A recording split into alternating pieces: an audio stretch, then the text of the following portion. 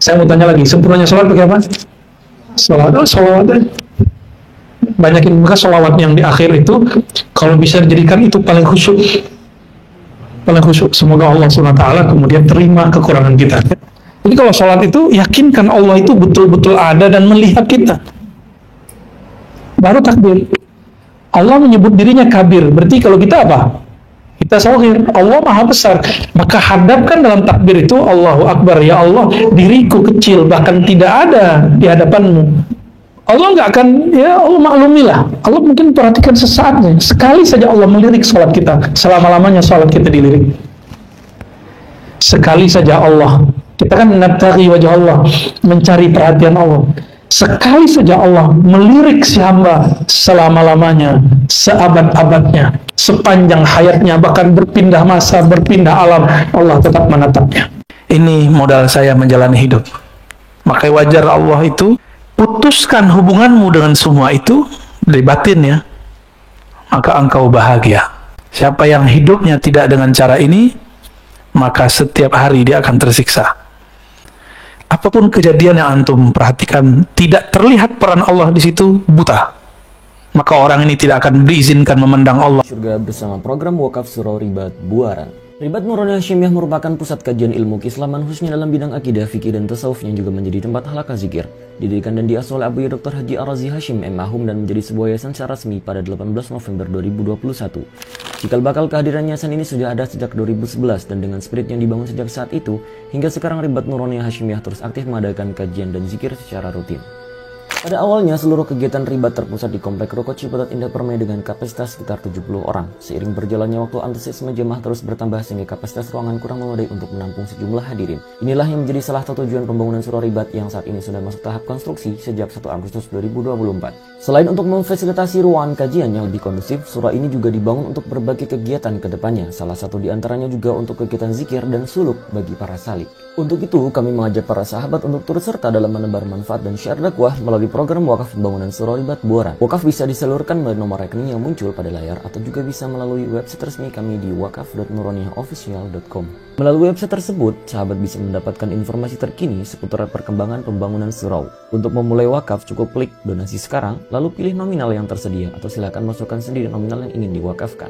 Klik tombol lanjut ke pembayaran dan sahabat bisa masukkan nama serta nomor WhatsApp yang nantinya akan digunakan untuk mendapatkan pesan wakaf secara otomatis. Sahabat juga bisa memberikan doa terbaik sebagai bentuk dukungan untuk pembangunan surau. Terakhir, klik transfer sekarang untuk memproses data wakaf sahabat. Untuk segala bentuk dukungan dari para sahabat semua, kami ucapkan terima kasih. Jazakumullah ahsanal jaza wa barakallahu fiikum.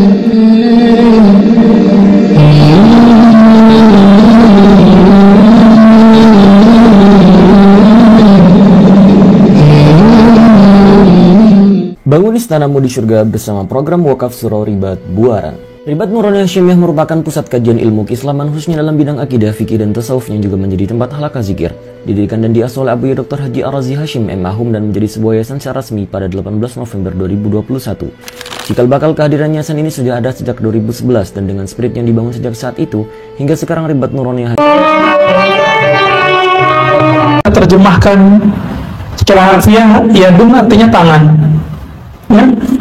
Kalau ada kita gini belai-belain anak kecil itu namanya apa? Sayang. Boleh kita maknai tangan Allah, sayang Allah.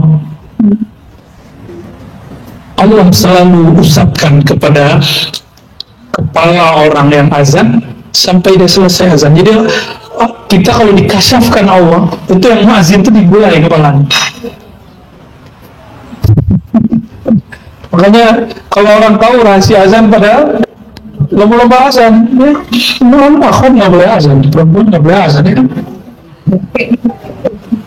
Tapi kalau kami dulu pesantren, nggak ada yang mau azan, nggak banyak mau azan, semuanya udah soleh.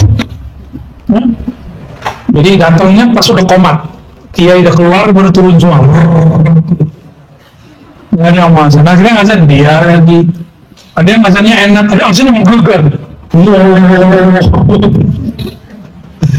ada yang azan mau gimana? Ada orang azan, saya suka dengar azan, cuma yang itu telinga kita harus kita tutup karena corong toanya itu ke kamar saya. Kalau rukyah beres langsung. semua bismillah ya. Wakila al-murad biqaulihi ta'ala, yang dimaksud dengan kalam Allah Ta'ala, wa man ahsana qawlan mimman da'a ila Allah, siapakah yang lebih baik daripada orang yang mengajak kepada Allah. Ini dalil da'i, muazzin, muallim. Salah satu maknanya kata Imam Ghazali, al-muadzinun, orang-orang yang azan. Jadi kalau boleh dikalamkan, siapakah yang lebih mulia daripada orang-orang yang azan? Kalau ada istilah ulama, ayyuma afdal, ayyuma a'la ratbatan, al-imam atau al-muazzin. Siapa yang lebih tinggi makamnya, imam atau muazzin? Siapa yang lebih tinggi makamnya? Ini ada istilah. Orang bisa jamaah ikut imam kepada siapa? Nah, maka ada satu mauqif berdasarkan ayat ini, ahsan wa a'la al-muazzin, kecuali imamnya Rasulullah. Kecuali, saya kasih istisnanya, kecuali imamnya Rasulullah SAW. Yang muazzin kalau nggak ada imamnya jalan nggak dia? Karena imam ini jadi asbabnya muallim azan, maka muallim tetap lebih tinggi, imam tetap lebih tinggi. Ya. Fa idza sami'ta al-adhan faqul mithla ma yaqul illa fil hayy 'alatain. Jika kau mendengar azan maka bacalah seperti yang dibaca oleh muazzin kecuali hayy 'alas shalah. Hayy 'ala ya. Fa innaka taqulu la haula wala quwwata illa billah, maka bacalah la haula wala quwwata. Wa fi qawli qad qamatis shalah, jawablah aqamaha Allah wa adamaha ma damatis samawati wal ardh. Ini hadisnya tidak sampai berjalan sahih, tapi beberapa ulama kita memakainya ya, diriwayatkan oleh Imam Ahmad. Wassalatu qa'imah ati wa fi tasbih, ketika orang baca as-salatu khairun minan naum, ya itu namanya tasbih. Tasbih pakai tak tasbih, bacaannya apa? Tadi pagi dengar? Coba kalian nggak ada yang paling sunnah. Dengerin hayya ala shalah, jawabnya. Dengerin as-salatu khairun minan naum, jawabnya sadaqta wa bararta, kamu benar, kamu berkah gitu. Bararta, kamu baik, berkah. Wa indal faragh, ketika selesai baca doa, Allahumma rabb hadhihi ad-da'wati at-tammah was-salati al-qa'imah ati sayyidina Muhammadan wasilata wal fadilah wal maqama al-mahmud alladhi wa'adta. Itu yang diriwayat Imam Ahmad, juga ada di riwayat Imam Muslim sebagian. Ditambahkan di Muslim ada lafaz raditu billahi rabban wa bil islami dina wa bi sayyidina Muhammad nabiyya. Jadi ada tambahan beberapa doa-doa azan, silakan diamalkan itu. Fadilatul maktubah, keutamaan sholat wajib. As-salawatu kaffaratun lima bainahunna majtanabal kabair. Sholat itu semua menjadi kafarah, penebus antara sholat dan sholat yang lain. Kecuali kita dosa besar, mesti taubat. Udah ada dosa besar, mesti. Dan dosa paling besar itu syirik. Taubatnya ulang syahadat, lalu tinggalkan syiriknya. Makanya kita menegur orang-orang yang mengatakan syirik tawassul. Kalau tawassul itu syirik, tentu Nabi sudah haramkan semenjak beliau hidup. Itu nggak ada. Dan Nabi tidak mengkhususkan orang mati dan orang hidup. Ya? Oleh karena itu, pengharaman tawassul dan mengatakannya sebagai syirik itu adalah zulm, kezaliman kepada umat Islam. Ya? Karena yang bertawassul itu bukan siapa-siapa. Yang bertawassul itu sahabat Nabi, tabi'in sampai zaman ini. Itu sudah miliaran orang. Ya? Mari kita menghimbau teman-teman yang bergerak di dunia dakwah pendidikan, coba cek lagi deh kitab akidah antum, ya, yang mengatakan tawassul syirik akbar. Udahlah, revisi kriteria. Kan kitab itu nggak suci, yang suci sama kalam Allah. Nggak apa-apa diganti. Nah, nggak ada masalah. ganti aja. Alhamdulillah. Amifala sudah revisi ya di bawah sudah ngaji. Ini kabar gembira, pesantren Syekh Abdul Wahid di Bau-Bau, kawan kita Dr. Fala sudah merevisi kitab akidahnya dan dijadikan yang sesuai dengan Ahlussunnah wal Jamaah. Barakallahu fiik. Qala bainana wa bainal munafiqin syuhudul atama wa subha la yastati'un. Perbedaan antara kita dan orang munafik adalah hadir atau sholat Isya dan sholat subuh, yang mana mereka tidak sanggup datang. Ya, saya kalau nggak ada tamu, biasanya nggak ada guru-guru, nggak ada teman-teman ikhwah di sini, baru ke masjid. Biasanya kalau subuh, kalau ada kita buat di sini. Kalau kita punya wirid yang beda dengan wirid di masjid, habis sholat kita baca sendiri. Wa qala as-salatu imaduddin wa man tarakaha faqad hadamat din. Nah, ini riwayat tidak sampai sahih juga ya, tapi maknanya sahih. Salat itu tiang agama, siapa yang meninggalkannya sungguh telah menghancurkan agama. Wa yurba anna awwala ma yunzar fi yawm al-qiyamah min 'amil 'abdi as-salah. Ini bermakna yang pertama diperhatikan di akhir kiamat adalah salat.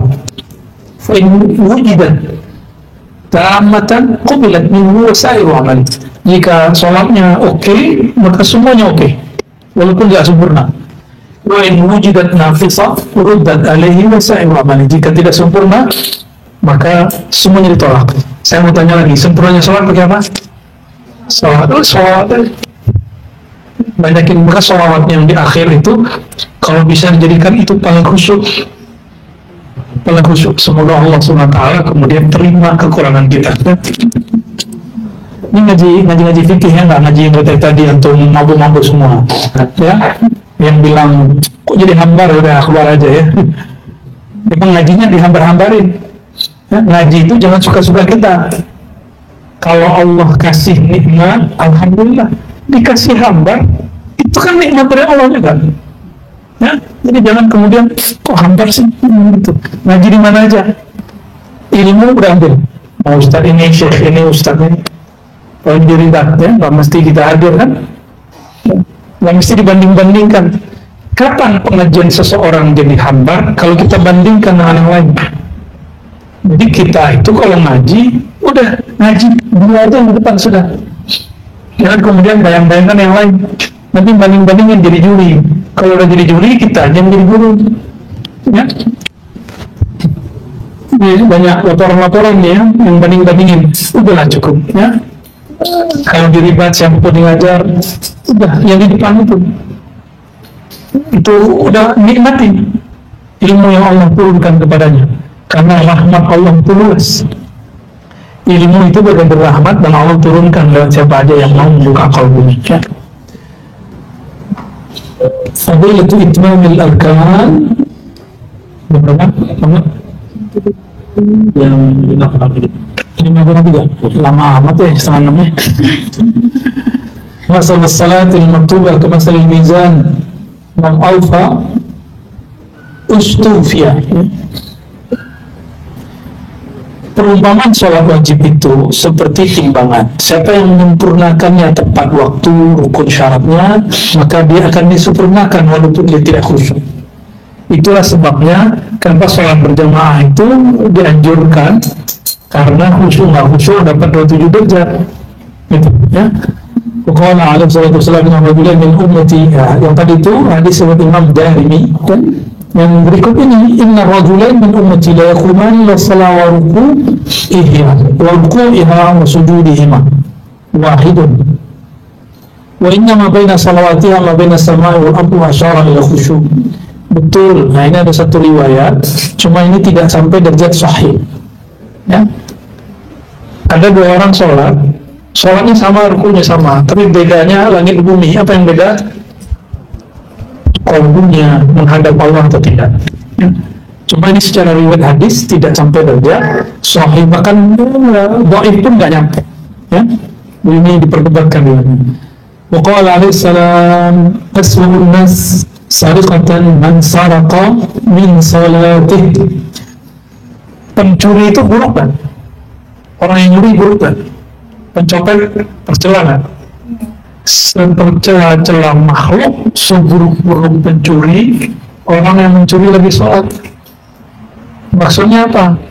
Melirik-melirik yang nggak perlu dilirik dalam sholat, memikirkan yang nggak perlu dipikirkan di dalam sholat. Yakin nggak Allah itu lihat? Yakin? Beneran? Yakin aja dulu, ntar rasanya nanti. Jadi kalau sholat itu, yakinkan Allah itu betul-betul ada dan melihat kita. Baru takbir. Allah menyebut dirinya kabir, berarti kalau kita apa? Kita shahir, Allah maha besar. Maka hadapkan dalam takbir itu Allahu Akbar, ya Allah, diriku kecil, bahkan tidak ada di hadapanmu, yang ada hanya Engkau. Baru Allahu. Kalau rasa tiada muncul, lafaz kita baca Allahu Akbar, tapi makna yang muncul Ana Akbar, kata Allah. Akulah yang besar itu, wahai hambaku. Zahirnya kita baca Allahu Akbar, tapi yang terasa apa? Seakan-akan dia berkalam, Ana Akbar. Di situ sahlah waris Nabi Musa, waris para nabi. Ketika seorang Nabi Musa mendapatkan kalam dari Allah, wahai Musa, ana rabbuk, innani ana Allah. Sungguh akulah Allah itu. Ana rabbuk, akulah Rabb penciptamu itu. Kalau rasa ini muncul, itu baru disebut awal khusyuk. Kalau benar di awal sampai akhir itu enak aja, enak aja insya Allah. Ya, cuma sayangnya memang khusyuk itu adalah yang pertama dicabut oleh Allah sebelum wara akhir zaman. Maka orang membawa dunia di dalam sholatnya, tapi tidak membawa sholat di dalam dunianya. Nggak ada gitu ya. Ya, makanya kita sering ngomong, aku udah doa, aku udah minta, udah sholat, tapi kok banyak ujian juga. Itu kata-kata orang-orang yang mengumpat Allah Subhanahu wa Ta'ala. Para pengumpat ini berbahaya ini. Ya? Allah kok diumpat-umpat, dia yang salah, Allah yang salah itu.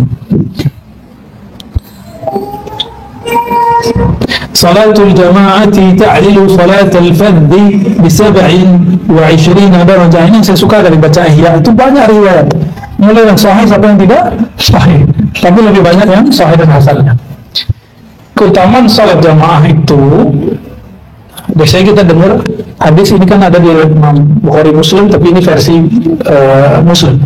Salat jamaah ta'dilu, setara dengan salat sendiri 27 derajat, khusyuk dan ataupun tidak khusyuk. Satu aja ada orang khusyuk di masjid itu, kita semua ke bawah. Walaupun kita enggak. Nah, ini rahasia salat jamaah ya. Dan selama sholat itu Allah nggak akan, ya Allah maklumilah, Allah mungkin perhatikan sesaat, sekali saja Allah melirik sholat kita, selama-lamanya sholat kita dilirik. Sekali saja Allah, kita kan menabtaghi wajah Allah, mencari perhatian Allah. Sekali saja Allah melirik si hamba, selama-lamanya, seabad-abadnya, sepanjang hayatnya, bahkan berpindah masa, berpindah alam, Allah tetap menatapnya. Karena Allah itu qadir. Sekali si hamba diajak bicara, dihitung selama-lamanya dibicara kepada Allah. Ya, nah itu yang sedang Allah sembunyi-sembunyi ya. Wa qala Sayyidina Abdullah bin Abbas, man sami'a al-munadiya wa lam yujib lam yarid khairan wa lam yurad bih.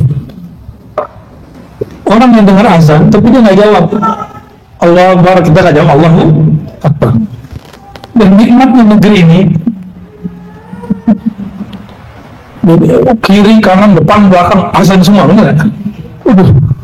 Nggak ada negeri di dunia, cuma Indonesia, alhamdulillah. Gang ke gang sudah ada yang azan. Ini nikmatnya bukan main. Maka negeri yang paling subur lafaz Allahnya itu negeri ini. Semoga kebangkitan membela nama Allah itu ada di sini, ada di negeri kita. Amin ya rabbal alamin. Dan semoga kita termasuk yang mengambil bagian di sana. Ya, amin. Jangan nggak masuk. Orang yang nggak jawab muazzin, lam yaru khairan walam yurad. Dia tidak menolak kebaikan tapi juga tidak didatangkan kepadanya. Hadis berikut, man shalla arba'ina, itu hadis Abu Daud ya. Man shalla arba'ina yawman salat al-jamaah la yafutu fiha takbiratul ihram katabalahu bara'atani, bara'atun minan nifaq, bara'atun minan nar ya. Ini riwayat Ibnu Abi Hatim, tapi yang semakna dalam itu ada di riwayat Imam At-Tirmizi. Siapa yang sholat 40 hari berturut-turut, kalau di yang Imam Muslim, Imam Tirmizi itu sholatul fajr. Siapa yang sholat fajar 40 pagi berturut-turut berjamaah, ya, berjamaah 40 pagi, Allah akan zahirkan cahaya dari kalbunya, tumpah ruah melalui mulutnya. Nah ini kalau mau jadi dai ilallah, yang kata-katanya Allah beratkan, kalam-kalamnya Allah maniskan di sisinya, dan aura dirinya Allah harumkan, lakukan amalan ini. Nggak sanggup 5 waktu, minimal subuh. Jadi kenapa, mohon maaf, dai-dai hambar? Karena dia nggak ngamalin khalwat arba'in. Jadi khalwat arba'in bid'ah atau sunnah? Bid'ah apa sunnah? Belang-belang gue Al-Dabin udah ikut ya. Berapa kali dia? 40 hari sekali. Selebihnya 10-10 ya. Kami tahu kalau ya 40 hari pasti 30 hari. 40 hari ya? Oh, alhamdulillah. Nanti nih bulan puasa ini kan buya-buya beliau tadi, dia buka khalwat iktikaf 40 hari. Dimulai, ada yang mulainya 10 hari sebelum puasa, ada yang mulainya pas puasa, tambah 10 hari setelah puasa. Ya, 40 hari ya. Umurnya akan tumpah ruah sampai kita aja bingung, kok bisa muncul kalam ini? Kok bisa hikmah ini muncul? Bukan kita yang buat, kan kita dibuatkan. Kalamnya dialirkan, bukan kita yang ngalir-ngalir, maka tidak ada di situ tasawuf, nggak ada dibuat-buat. Itulah kenapa guru-guru dulu itu nggak pernah niru-niru gaya ceramah orang. Mulai aja Buya Asfi, Buya Domi kan gaya-gaya di sendiri aja. Ya, sendiri aja, nggak ada niru-niru, nggak ada niru siapa kan, gaya-gaya sendiri aja. Itu yang diterbitkan Allah dalam kalbunya, yang diterbitkan Allah ke dalam kalbu orang lain, ya lain lagi. Kita nggak akan tiru-tiru itu, kita nggak perlu niru itu. Karena setiap rahmat pada orang ini berbeda-beda. Allah Maha Kaya, kita nggak perlu imitasi gaya orang. Tapi kalau mau silakan, boleh-boleh aja. Nah dulu zaman-zaman Zainul Abidin orang bertiru, jangan Zainul. Kayak lama makin muskilah, karena meniru orang soleh juga baik.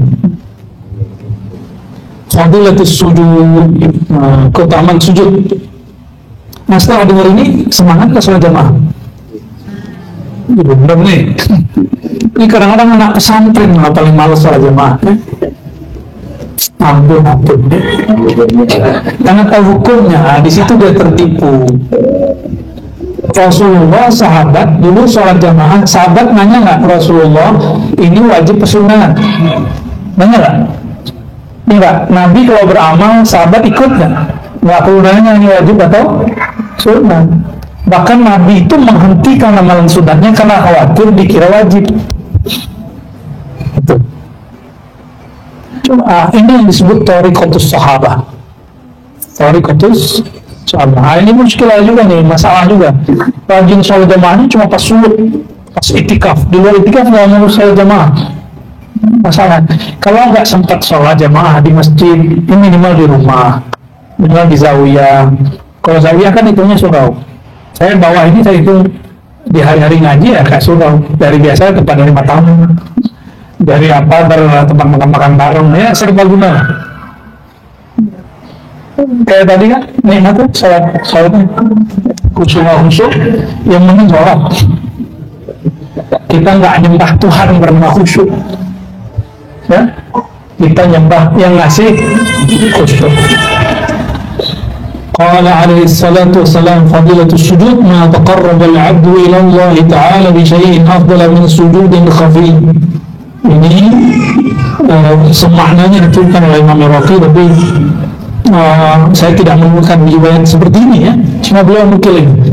Tidak adalah cara si hamba mendekatkan diri kepada Allah melebihi sujud yang tersembunyi.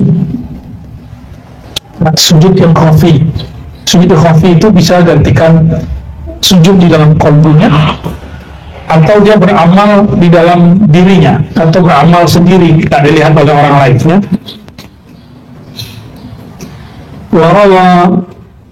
Waruya anna rajulan qala li Rasulillah sallallahu alaihi wasallam, qul Allah yaj'alani min ahli syafa'ati wa yarzuqani murafaqatan fil jannah. Ini yang rajulan namanya Abdullah bin Umar. Siapa orangnya? Abdullah bin Umar. Jadi ada orang datang ke Nabi. Coba, ini sekelas sahabat datang ke Nabi yang diminta apa? Nggak minta rezeki, ya, nggak minta duit, nggak minta kerjaan, nggak minta isi perut, nggak. Kecuali ada orang datang ke istri Nabi mengadukan anaknya belum makan, ya ada. Ya, ini sahabat-sahabat yang ring-ring satu. Permintaannya apa? Coba lihat permintaannya, nggak ada Nabi. Udah Allah, wahai Rasulullah, doakanlah kepada Allah agar menjadikan aku orang yang berhak dapat syafaat. Satu. Yang kedua, ayyarzuqani murafaqatan fil jannah. Wahai Rasulullah, mintakan kepada Allah supaya menjadikan aku orang yang dapat menemanimu di surga, bersamaimu di surga. Kalau bersama Rasulullah di surga, surganya tertinggi atau terendah? Ini mintanya datang-datang. Syafaat ketika di dunia, mau mati di alam barzakh, di padang mahsyar, hisab mizan siratal mustaqim. Itu syafaat. Jadi syafaat itu tidak ada akhirat. Di dunia, jadi sakaratul maut ini yang paling penting. Yang paling penting sakaratul maut. Kalau nggak dikasih syafaat Rasulullah, sul khotimah kita. Ya, sul khotimah pasti. Nggak ada syafaat Nabi sul khotimah. Maka hanya sholawatlah yang bisa membuat orang sempurna la ilaha illallahnya. Baru dia bisa sul khotimah. Ya. Apa jawaban Nabi? A'inni bi kasratis sujud. Bantulah aku wahai Abdullah bin Umar dengan banyak-banyak sujud. Dalam ilmu huruf, orang kalau sujud maka dia kembali seperti di dalam janin ibunya, seperti huruf mim, ha, mim, dal. Jadi secara zahirnya dia kembali ke fitrahnya, yaitu Muhammad, yang fitrahnya. Secara batinnya dia ikut tunduk kepada Allah Subhanahu wa Ta'ala. Sederhana apa? Jadi kalam-kalam Nabi ini betul-betul ada rahasia-rahasia di situ. Tapi Abdullah bin Umar enak banget ya mintanya begitu. Sekarang kita masih boleh nggak minta gitu? Masih boleh. Tapi caranya satu, banyakin sujud. Minimal malam nanti jangan ketinggalan sholat witir. Kalau witir dong, ya. Kalau di Abu Daud itu saya ingat saya ada lafaz, bukan bagian dari kami orang yang nggak witir. Maka kita punya kaidah thariqah ribat. Apa thariqah ribat?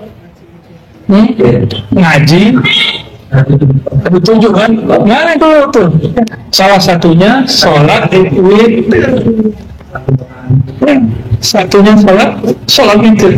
Jadi belum sah jadi salik di ribat, belum sah jadi murid kalau belum witir. Nah, hanya cukup talqin kalau gampang, ya, zikir-zikir malam, istiqomah witir walaupun satu rakaat, walaupun di atas kendaraan, walaupun ketiduran di kodok, ya, mulai dimulazamahkan terus.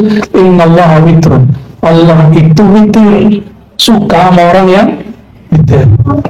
Nah, disukai Allah, ini cara cepat untuk menarik perhatian Allah. Mungkin sholat wajib kita nggak dilirik Allah, siapa tahu yang dilirik sholat witir beres. Sholat sekali dilirik, semua sholat kita diterima. Sekali di sholat kita dilirik, semua sholat diterima. Nah kita nggak tahu nih sholat witir yang mana. Soalnya sih 5 waktu itu antum ngerjainnya malas-malasan, ya. Mau zuhur ya Allah capek kerja, Asar ya Allah capek pulang kerja, maghrib ya Allah baru nyampe langsung di jalan, isya ya Allah ya semuanya ya Allah, bangun tidur subuh ya Allah masih ngantuk. Gimana Allah mau terima? Nah, mohon maaf nih, punya anak yang udah punya anak, terus kita bilang, Dek ambilin itu, menelpon itu, Dek, Bang, gitu aja. Kita nggak disahut sama dia, kesal nggak gitu? Bisa buku melayang, bisa piring terbang, bukan UFO. Kira-kira seperti itu. Jadi kita ini perlu mencari perhatian Allah, karena Allahnya satu-satunya yang boleh narsis itu cuma Allah, yang boleh dicari perhatiannya cuma Allah. Tapi Allah meletakkan perhatian itu pada kalbu baginda Nabi Muhammad SAW. Maka carilah perhatian itu di dalam mengikuti Nabi Muhammad, mengamalkan sunnah yang paling penting salawat kepada Nabi Muhammad SAW.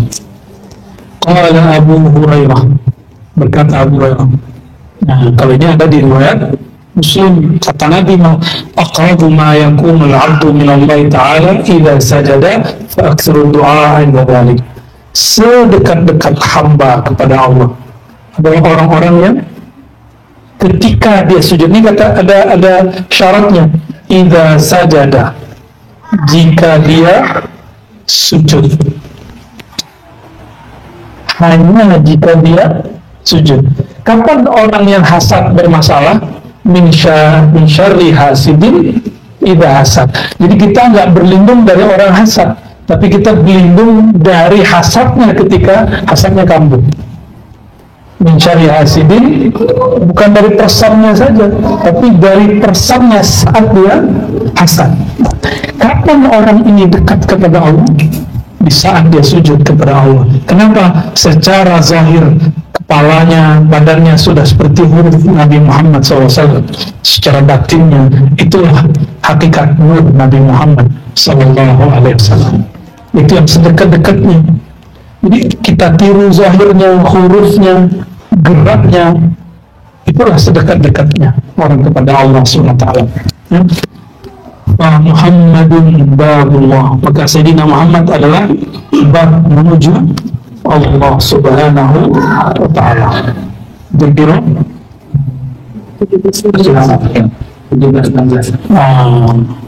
Ini lagi deh ya. Cukup dulu.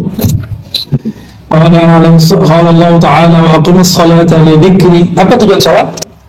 Li dzikri, untuk mengingatku, bukan untuk sehat, bukan untuk qadaul hajat. Kalau qadaul hajat itu ada namanya salat qadaul hajat. Apa kata Nabi? Idza hamma ahadukum, jika kamu ada masalah, salat 2 rakaat dulu, baru doa. Salat itu jadi wasilah kepada Allah, mengadukan masalah kita. Salat itu dulu. Kenapa? Kalau orang ingat Allah, tenang nggak dia? Kalau dia ada masalah, terus dia sholat, tenang nggak dia? Kalau dia tenang, dia doa, kebuka nggak pikirannya? Itu maksudnya. Maka wasilah sholat ini luar biasa. Apa aja masalah beres. Ya, cukup sholat, ingat Allah, masalah selesai. Karena Allah maha besar, berarti selain Allah maha kecil. Kita kalau udah sholat, kecil aja semuanya, ada lagi masalah. Jadi sholat kita nggak perlu kita kemudian alamatkan untuk hal yang aneh-aneh. Sholat hanya lidzikri, untuk mengingat aku, nggak lebih. Ya, dulu kalau kita belajar silat ya, bangga ya, kamu wajib sholat. Nah, ini cara dakwah orang dulu supaya anak-anak muda mau sholat. Akhirnya niat sholatnya supaya sakti, lumayan. Lama-lama kan kalau dididik, dia kemudian paham. Karena kadang sholat sakti, kadang-kadang sholat nggak sakti. Ini juga berarti sholat bukan untuk kesaktian. Ini cara guru aja. Aqimis salat, dan kalamnya bukan sholli. Kalimatnya aqimis salat. Aqim itu bahasa Arab artinya berusahalah kamu menegakkan, mendirikan, menyempurnakan sholat. Bukan sholatlah kamu merasa, sholatlah kamu tidak. Tapi yang diajarkan, berusahalah kamu untuk sholat. Jadi sholat itu usaha. iqam wa tawadu, innama salatu tamassuk wa tawadu wa tadarruk, gitu ya. Saya baca kak, tamaskun ya. Inna salata tamaskun wa tawadu wa tadarruk wa tanas wa tanaddum wa taqannu li rabbik. Sepertinya dibuat bil makna ini ya. Mungkin Imam Baihaqi menyebutkan bil makna. Saya qulu Allahumma falam yaf'al fa hiya khidaj. Siapa yang tidak melakukan sholat itu dengan tamaskun, itu menjaga ketenangan, tawadu, rendah. Ini kalau sholat terus merasa sholatnya paling benar, tawadu nggak? Ya, sholatnya karena sarungnya agak sarung BHS gitu ya,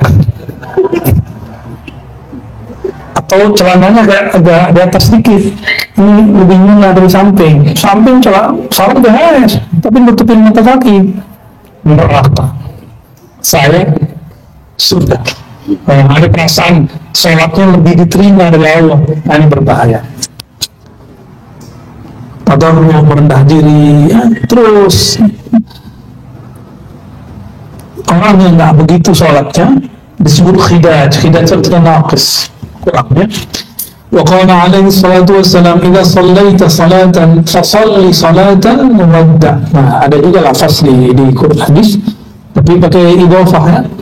Jika engkau sholat maka salli, bukan akim, karena di belakang sudah ada keterangan, lakukanlah sholat itu seakan-akan engkau sholat terakhir kali. Kita kalau tahu bakal mau mati setelah ini, sholatnya paling khusyuk nggak sekarang? Kalau tahu nih habis ini mau pisah, di pos-posnya nggak ketemunya, kira-kira seperti itu ya. Itu disebut sholatan muwaddi', sholat orang yang akan berpisah, sholat orang yang akan berpisah. Kenapa seorang ibu atau ayah atau saudara atau teman atau kekasih menangisi kekasihnya, keluarganya yang hendak berpisah dengan baik pisah badan, pisah jarak, pisah raga, ada yang pisah nyawa? Nangis kan? Pasti nangis. Kok bisa nangis? Dan dia kemudian ketika memeluk, benar-benar erat-erat memeluknya. Nah, itu yang disebut tamaskun, tawadu, tadarru, dan sampai akhir ya. Muwaddi' juga berarti meninggalkan hawa nafsu ya. Wa qala alaihi salatu wassalam, man lam tanhahu salatuhu anil fahsya'i wal munkar lam yazdad minallahi illa bu'da. Orang yang sholatnya tidak membuahkan hasil, yaitu melarangnya dari yang keji dan munkar, maka tidak menambah kecuali kejauhan. Hadis ini jangan dipahami, wah saya masih maksiat, udahlah daripada sholat tambah jauh, mending nggak sholat. Ah, itu dia kena tablis iblis. Bukan begitu cara memahaminya. Orang yang sholat, tapi sholatnya belum dalam pengertian aqimis sholat. Fahsya yang paling bahaya fahsya lisan.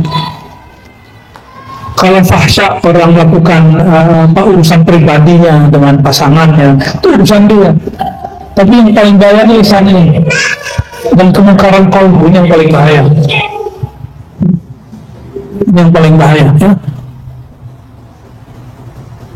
Sholat tapi menghina orang, sholat tapi merendahkan orang, sholat tuh mengomentari orang tiap hari. Itu orang yang nggak berhenti, sholatnya tidak menghentikan dia dari fahsya wal munkar. Kayaknya lagi sholat tuh mikirin mau debat siapa lagi hari ini ya. Lam yazdad minallahi illa bu'da. Maka sholatnya akan membuat dia tambah jauh. Maksudnya apa? Dia akan merasa suci dengan sholatnya, tapi dia justru tambah jauh dari Allah SWT. Wa alam anna salata munajatun fa kaifa tumkin tumakkinu ma'al ghaflah. Salat itu pada hakikatnya adalah munajat. Apa arti munajat? Berbisik-bisik antara kekasih dengan kekasihnya. Kalau kita lagi, mohon maaf, komunikasi sama kekasih, jauh nih. Kira-kira gimana? Mesra-mesra kan? Ada orang belum paham. Jauh, aduh, antum pacar pertamanya kitab, ya. Pacar keduanya ngaji, pacar ketiganya zuhur, yang keempatnya kuliah, yang kelimanya skripsi, baru habis itu ya. Lama amat ya. Iya. Nggak usah ya, ini itu tadi bab jamal, bab kekasih cinta. Kita dicuekin sama kekasih kita, kesel kan? Ada orang dalam jamalnya jalan, dituntut nggak dengan angkat, marah. Ada yang begitu? Wah, ada. Mana ada kamu? Dalam jamalnya, dalam cintanya yang sembuh-sembuh itu, betul menjadi kenceng. Ya, nggak perhatian. Nah, itu ilmunya tangga itu ya. Gitu. Iya.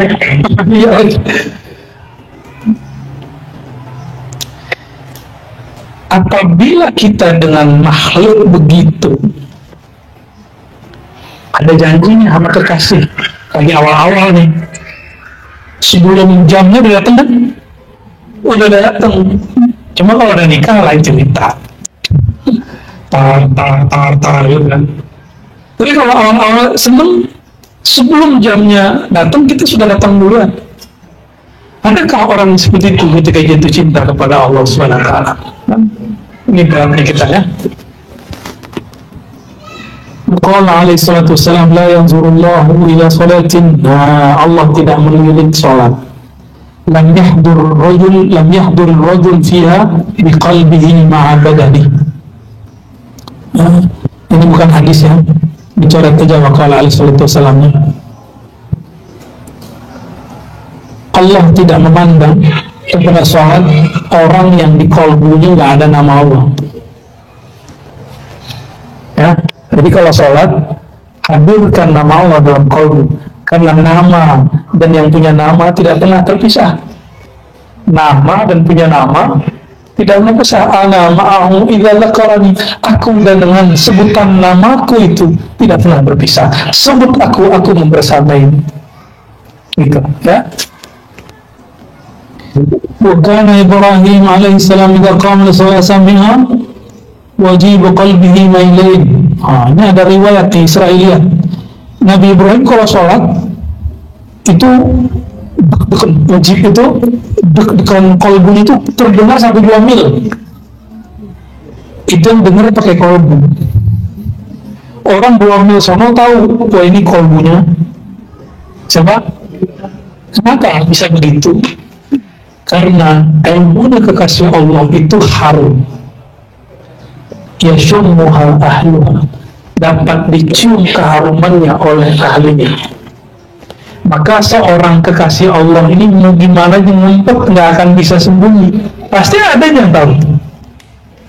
Pasti ada yang tahu karena bacaan dia, zikir dia, nafasnya dia itu harum tercium oleh kekasih Allah SWT. Ya. Kalau kita lihat dia punya pesantren di pelosok, ada tuh muridnya dari mana? Pelosok Jawa, santrinya dari Sulawesi, dari Ambon, saya bingung. Pelosok Sumatera, santrinya dari Malaysia. Bingung kita kok bisa? Nah itulah rahasia-rahasia Allah Subhanahu wa Ta'ala.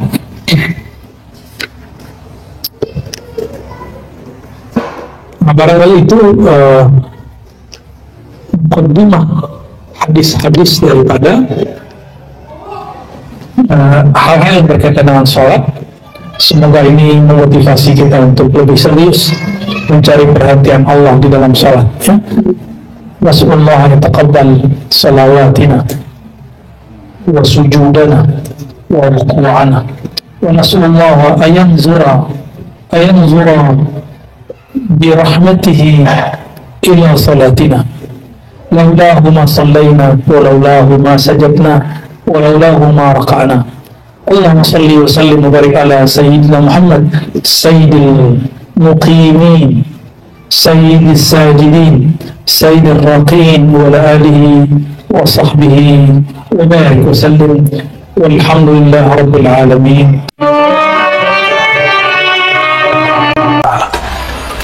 Semua kehendak Allah itu baik, sempurna. Tapi ketika seorang hamba yang tidak sempurna memahaminya, dia menganggapnya buruk. Maka tidak ada takdir yang buruk bagi hamba yang kenal Allah. Karena jika buruk dia bersabar dan itu baik. Jika baik dia bersyukur dan itu juga baik. Maka takdir itu semuanya akan jadi netral jika seseorang mengenal siapa yang sedang mentakdirkan dia. Ini yang sering kita baca di hikam. Apapun masalahnya akan terasa mudah dan ringan jika kita mengenal siapa yang sedang menguji.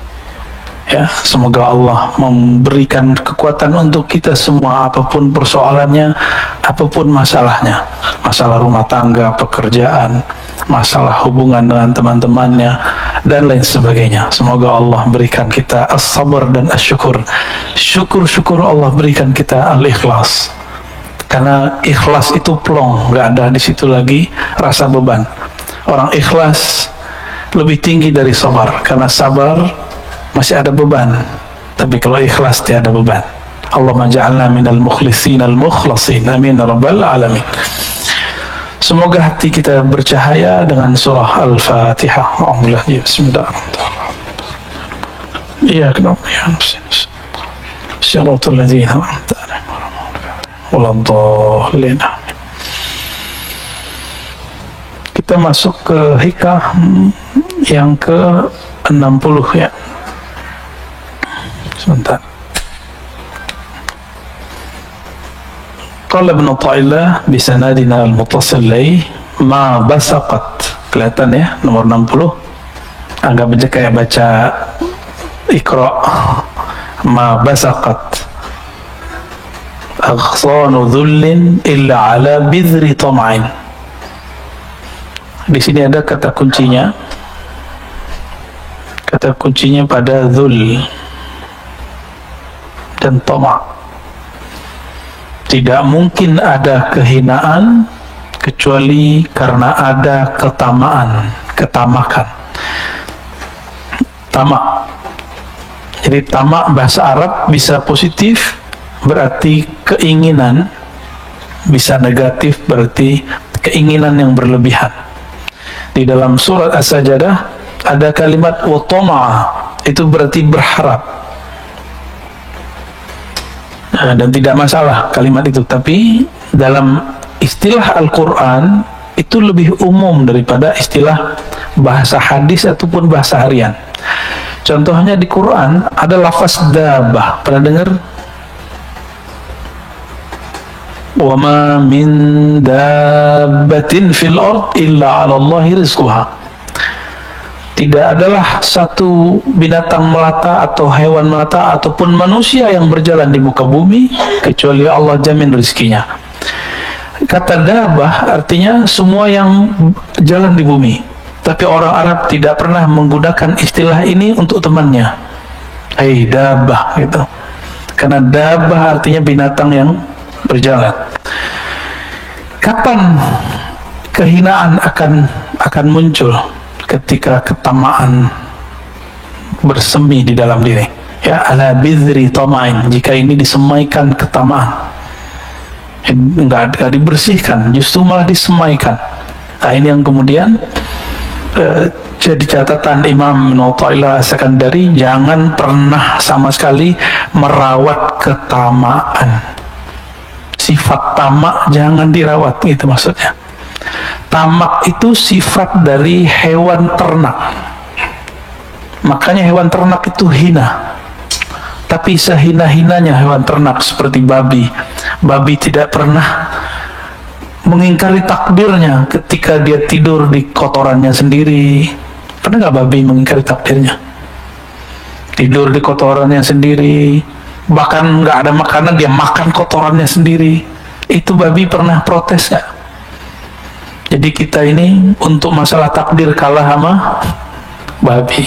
Itu perkataan Imam Sya'rani.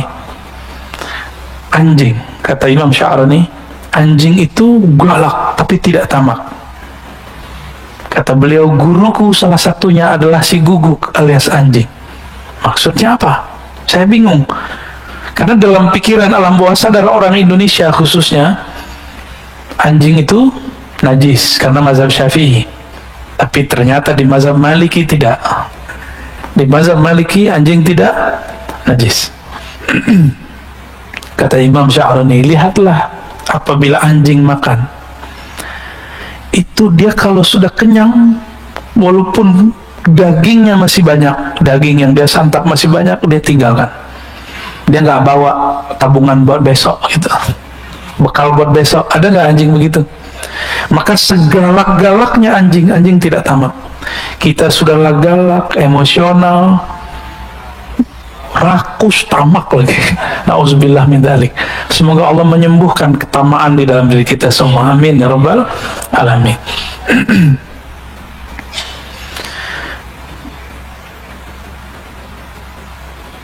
Kita masuk ke 61 ya.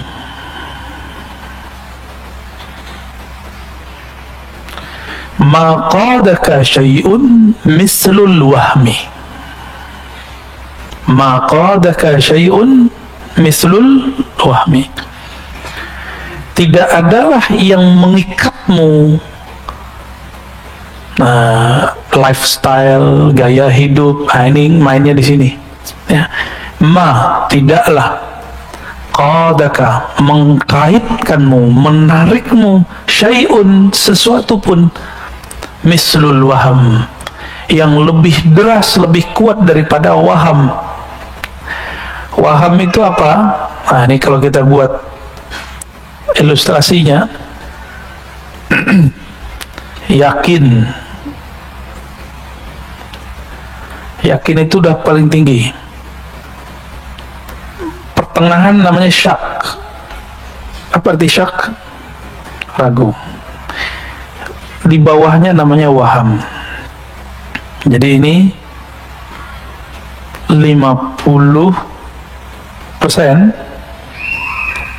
Dari 0 sampai 50 disebut dengan waham. Pikiran, asumsi tentang sesuatu yang lemah, bahkan di bawah syak, tapi kemudian jadi was-was. Bentuknya nanti was-was. Atau kata-kata orang. Jadi, apa kata orang gitu? Pernah begitu nggak? Apa kata orang kalau aku ke masjid pakai motor? Apa kata orang kalau apa kata orang? Kalimat itu padahal orang nggak pernah ngomong. Ya, benar nggak? Saya pernah pakai motor ke sini kan, malah disamperin. Wah, Ustaz, malah digituin. Motornya motor Beat lagi, badan kita segede gini. malah dipuji-puji ya. Saya kaget, saya nggak mau dipuji. Ya, nggak akan ada, teman-teman. Kata orang itu tidak akan pernah sebenarnya mempengaruhi persepsi orang lain terhadap kita. Maka di atas syak inilah harus kita bangun dengan ilmu. Dari 51 sampai 100. Kalau 100 itu hakul yakin namanya, atau yakin. Ini yang harus kita bangun. Gimana cara membangunnya? Mesti berilmu. Nggak cukup dengan zikir. Saya sudah banyak ketemu ahli zikir tapi was-wasnya tinggi. Lagi zikir pikirannya kemana-mana. Kenapa? Karena kalau zikir main sendiri, kan pegang sendiri, hitung sendiri, sebut sendiri, bingung apa yang mau dibayangkan. Kan Allah nggak boleh dibayang-bayangin, benar ya? Maka lebih enak wirid yang paling hebat itu wirid ilmu. Ilmu yang paling tinggi, ilmu mengenal Allah. Ilmu mengenal Allah tidak mungkin kecuali lewat mengenal diri. Diri yang paling hakiki namanya ruh. Itu sebabnya kajian hikam nanti ujungnya ma'rifatul ruh. Kenal ruh, kenal yang meniupkan ruh, Allah Subhanahu wa ta'ala, ya. Maka mulai pagi ini coba mulai kalau zikir la ilaha illallah, katakan tidak ada tempat aku menggantungkan harapan kecuali Allah. Tidak ada yang memandang kolbuku kecuali Allah. Yang memandang kolbu kita, perasaan kita cuma Allah. Hatta pasangan belum tentu memperhatikan perasaan kita. Anak-anak belum tentu memperhatikan perasaan orang tuanya. Untuk apa orang tua buat rumah besar-besar? Supaya nanti tua bareng dengan anaknya. Tapi ketika anaknya besar, anaknya buat rumah sendiri, gede juga, mikir sama lagi. Itulah anehnya manusia. Sudah kejadian setiap masa begitu, tapi kok masih diulang. Ini anehnya manusia. Pernah lihat rumah tua bagus zaman-zaman dulu? Kebayang nggak rumah tahun 50-an, 60-an itu gede-gede, tapi sekarang jadi hancur. Nggak ada penghuninya, malah jadi horor. Jadi cerita-cerita horor. Mau bikin rumah horor lagi? Ya. Jadi jangan ngikutin lifestyle kata orang. Dan di dalam teks yang lain beliau di Hikam mengatakan min jahlil murid, ciri-ciri orang yang benar-benar jahil, ayat turuka, dia meninggalkan yakinan ma indah, keyakinan yang ada di dalam dirinya. Kira-kira begitu kalimatnya, saya ingat. Karena apa? Karena kata-kata orang. Karena kata-kata orang. Apa yang membuat public figure di Korea Selatan bunuh diri? Karena nggak tahan dihujat di sosial media. Karena kolbunya menggantung kepada wahamnya. Nah, waham ini hanya bisa dihancurkan dengan kalimat la ilaha illallah dan Allah. Allah itu diulang terus di kolbu. Maka perlu talqin zikir di situ.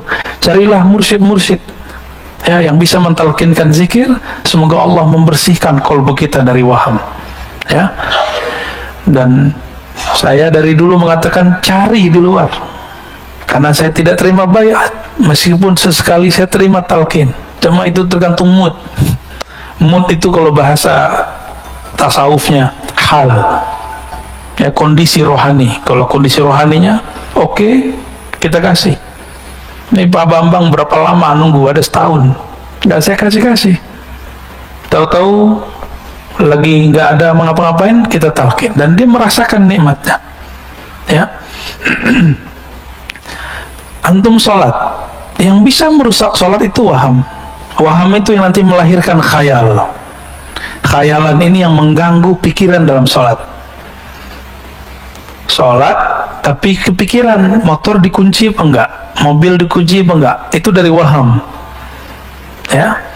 Setannya ada tuh, setan khusus. Kalau di wudu namanya walahan, kalau ini namanya ada lagi namanya ya, saya lupa, ada 7 nama iblis.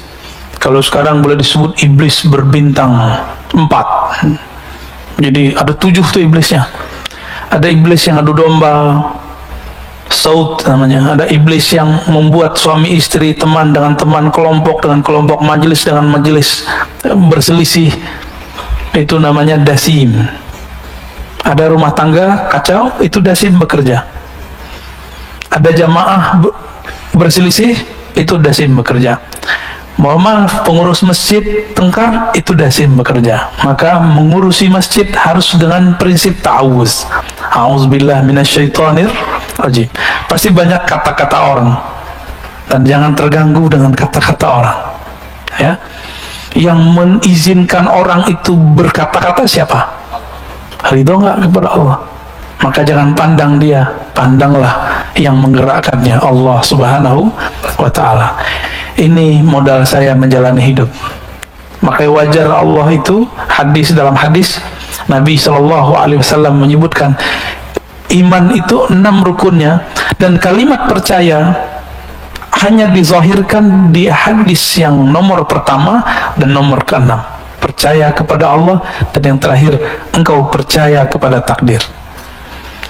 Mau bahagia, percaya kepada takdir Allah, bahwa semua yang Allah kasih itu baik, gak ada yang gak baik. Ketika Rasulullah SAW dilempari oleh orang Taif, Rasulullah mengeluh gak takdirnya? Nah, Rasulullah ngeluh gak, curhat gak ke Jibril? Curhat ke Jibril? Curhat ke Abu Bakar? Enggak. Abu Bakar melihat Nabi berdarah-darah nangis. Abu Bakar luka, tapi dia nggak merasa sakit. Dia sakit ketika kekasihnya disakiti. Dia sakit karena nabinya disakiti. Dia sedih ketika gurunya, sang maha gurunya bersedih. Tapi Nabi SAW tidak bersedih. Datang Jibril menawarkan bantuan. Kata Nabi, aku tidak butuh engkau, wahai Jibril. Urus tugasmu. Siapa yang menyuruh kamu turun? Nggak ada. Balik. Disuruh pulang Jibril oleh Rasulullah. Itu Jibril kalau mau tinggal kepakin sawah, habis Taif. Maka orang-orang yang mewarisi rohani Nabi, dia tidak akan menyimpan dendam di kolbunya, meskipun orang melemparinya. Semoga kita diberikan rohani seperti itu. Amin ya rabbal alamin. Walaupun dituduh nanti terhipnotis, ya, dituduh nanti diperdaya, digundam, apa sih namanya, macam-macam, nggak masalah, biarin aja. Itu kata orang. Kita dan Allah kan kita lebih tahu sir kita dengan Allah, rahasia kita dengan Allah. Maka antum harus punya wirid, punya zikir khusus yang menjaga hubungan kita dengan Allah. Maka kita tahu Allah nggak begitu kok kepada saya. Ingat-ingat kalau zikirnya enak, ingat-ingat kalau nikmatnya banyak. Maka kita katakan, apapun kata mereka, aku dan Allah, aku lebih tahu. Ya, kira-kira seperti itu. 62. Anta hurrun mimma anta anhu ayisun. Engkau hur. Apa arti hur? Hur itu artinya merdeka. Engkau akan merdeka, engkau akan bahagia, engkau akan leluasa, engkau akan santai. Mimma anta anhu ayisun, yang mana engkau ayisun anhu, engkau berlepas harapmu darinya. Maka orang-orang yang diperbudak oleh dunia, ketika dia ada harapan ke si dunia, dunia itu ada harta, ada pasangan, ada anak, ada popularitas, apalagi ada pujian, pengen dipuji, takut dibenci, itu semua dunia. Putuskan hubunganmu dengan semua itu dari batinnya, maka engkau bahagia. Anta hurrun. Jadi kalau antum nggak kuat dengerin kata-kata orang di sosial media, tutup sosial medianya. Tapi kalau kuat, biarin aja. Badai pasti berlalu. Rasulullah SAW kuat nggak dicaci maki oleh orang-orang kafir Quraisy? Apa kata orang kafir Quraisy? Rasulullah itu majnun. Majnun, ya. Kita tulis. Majnun ini bahasa yang menghina sekali. Gila, ketutup akalnya. Sahirun. Jadi masih mending saya dituduh dihipnotis, Rasulullah dituduh penyihir. Ya, sahirun mubin. Rasulullah itu penyihir yang nyata. Maka pewaris Rasulullah di setiap masa pasti nanti akan dituduh hal yang serupa. Sallallahu alaihi wasallam. Maka siapa saja yang mewarisi kerohanian Nabi akan juga mewarisi ujiannya Nabi. Al-ulama warasatul anbiya. Ulama yang takut kepada Allah, bukan yang pintar baca kitab, bukan yang bergelar. Al-ulama dalam Al-Quran yang takut kepada Allah, yang kenal Allah. Warasatul anbiya, akan mewarisi para nabi. Maka Nabi mengatakan asyaddun nas bala'an, manusia yang paling banyak diuji al-anbiya, summal ladzina yalunahum, summal ladzina yalunahum. Di riwayat kedua summal amsal, summal amsal. Yang paling banyak diuji dan yang paling keras goncangannya adalah para nabi, lalu pewaris para nabi, lalu pewaris gitu. Siap berjuang. Ahlul Badar disebut apa? disebut orang jobless, nyusahin orang. Ansor itu Abu Hurairah dituduh budak perut, budak makan. Karena Abu Hurairah ini kalau diundang makan, doyan makan. Dia nggak ngerti kehidupan santri. Abu Hurairah kan santri Rasul. Ada yang pernah nyantri? Pernah tinggal di asrama? Giliran ada yang ngundang gimana?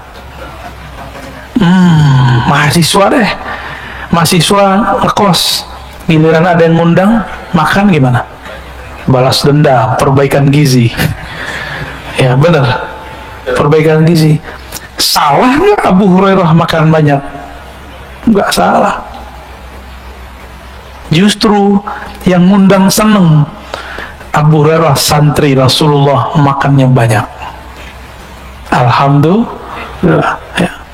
Saya dulu kalau diundang oleh orang-orang yang ngundang saya makan tuh, kalau makan dikit malah dimarahin. Kamu nggak senang sama saya? Jadi kayak repot kita, Pak. Kita disiksa dengan banyak makan.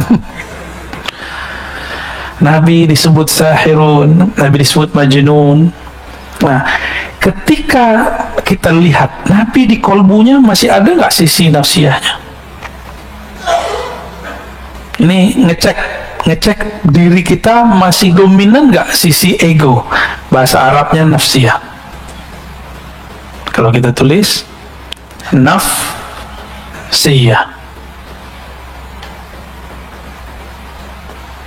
ego. Saya bilangin ke Pak Bambang nih, kamu sombong amat sih. Kalau dia tersinggung, berarti nafsiyahnya hidup. Ini yang menutupi dirinya. Tapi kalau dia datang, oh ya Ustadz, Pak, kalau emang saya sombong, maafin saya. Berarti nafsiyahnya beres. Saya bilang ke Bapak nih, kamu nih otaknya otak setan. Kalau tersinggung, beneran itu. Beneran setan tuh. Tapi kalau kemudian, Tuan Guru, kalau betul dalam diri saya ada sisi syaitannya, tolong dibenerin. Gitu. Gimana Pak?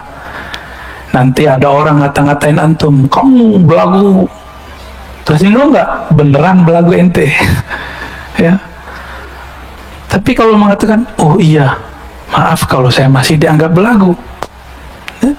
Kita ini kan beda-beda tradisi Pak semua. Di kampungnya Bapak, gimana kampungnya Pak? Kediri, orang Jawa Timur, beda adab dengan orang Sunda, beda adab dengan orang Madura, beda adab dengan orang Betawi, beda adab dengan orang Padang. Di kampung saya dulu Pak, sekarang udah mulai baik. Cium tangan tuh nggak ada.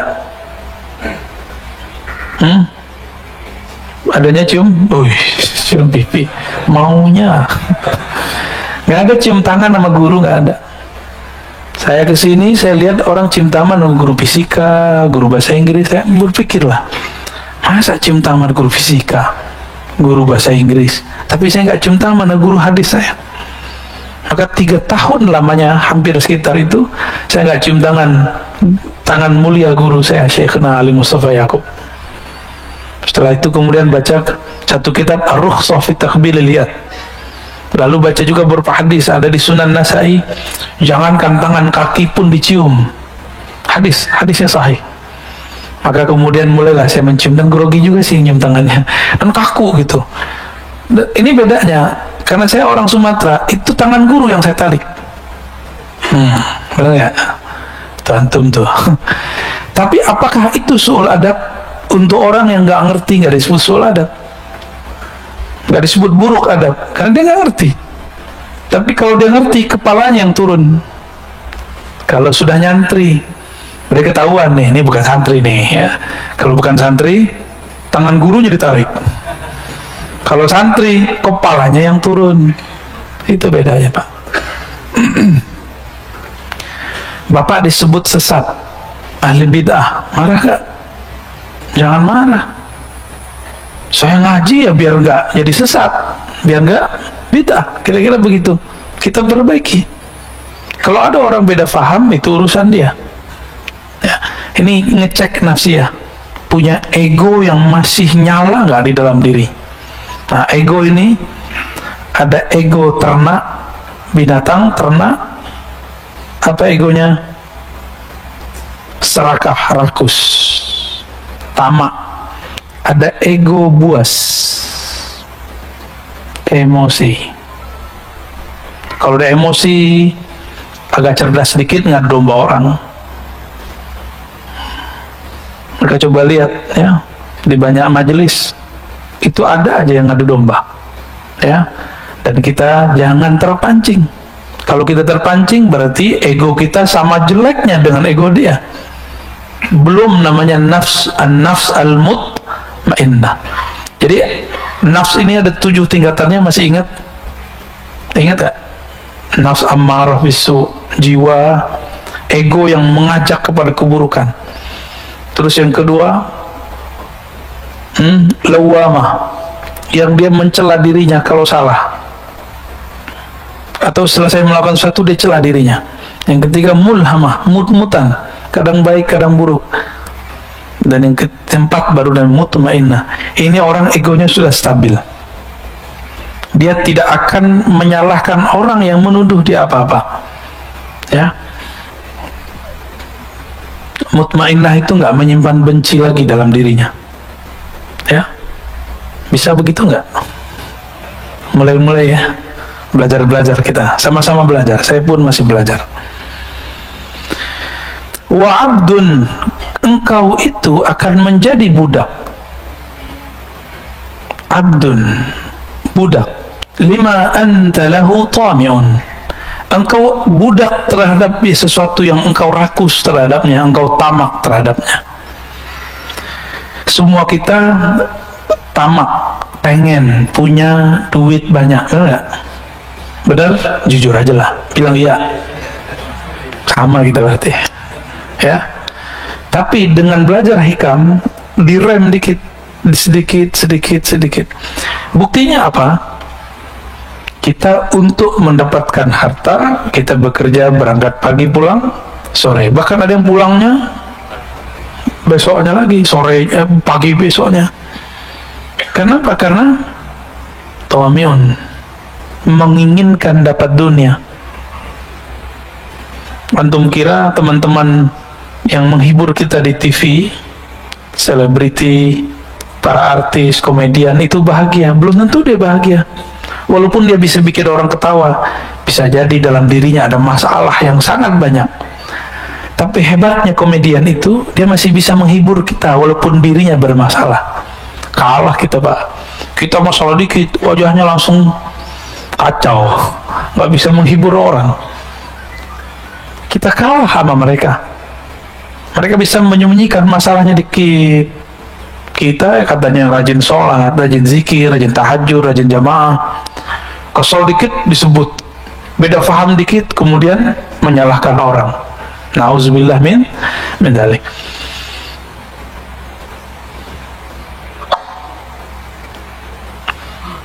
Oke, kita lanjut ya.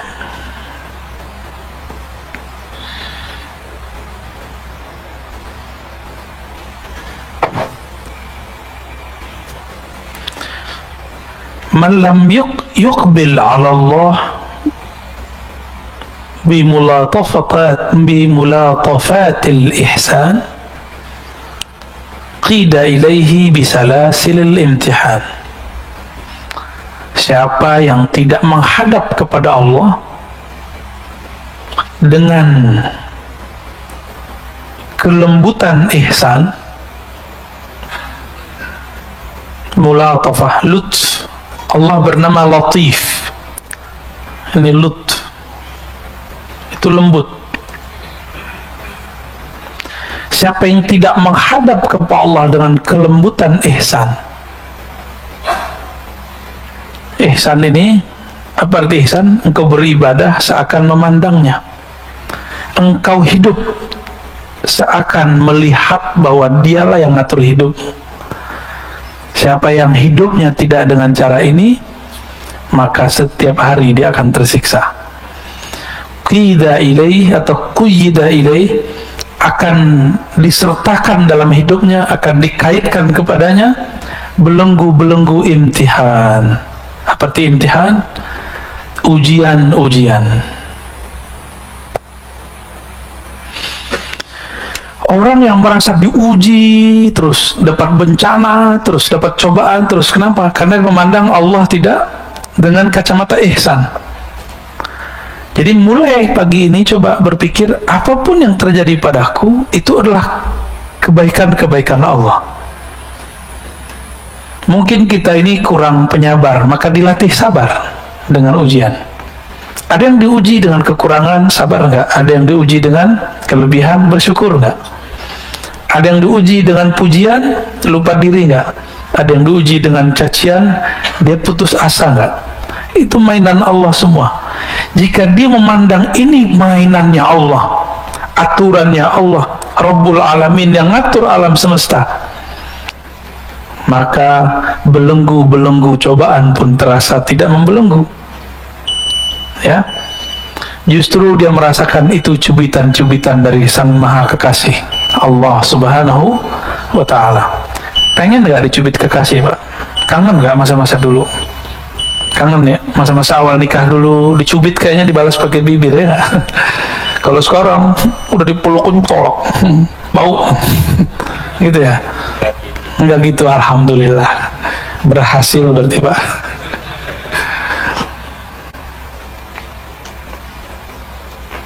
Kalau kawan-kawan kayak ahbab tabligh itu, kalau di rumah itu sudah mulai suntuk, khuruj dulu. Pulang-pulang rindu seperti orang baru menikah lagi. Tuh bisa belajar sama teman-teman tabligh, Pak ya. Man lam yashkurin ni'am faqad ta'arrada li zawaliha. Siapa yang tidak mensyukuri nikmat-nikmat. Ni'am itu nikmat-nikmat, jamaah dari ni'mah.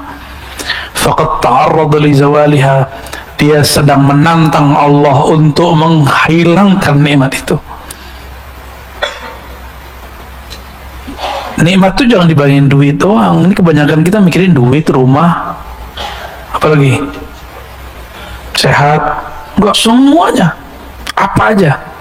Ilmu ini nikmat ya? Nikmat gak? Bersyukur itu berterima kasih. Bahasa Arabnya syukur. Terima kasih itu bahasa Indonesianya. Lam yashkurillah man lam yashkurin nas. Tidak disebut berterima kasih, bersyukur kepada Allah kalau belum berterima kasih kepada guru, kepada orang tua, kepada teman, kepada pasangan, kepada anak, kepada semua yang pernah berjasa dalam hidup kita.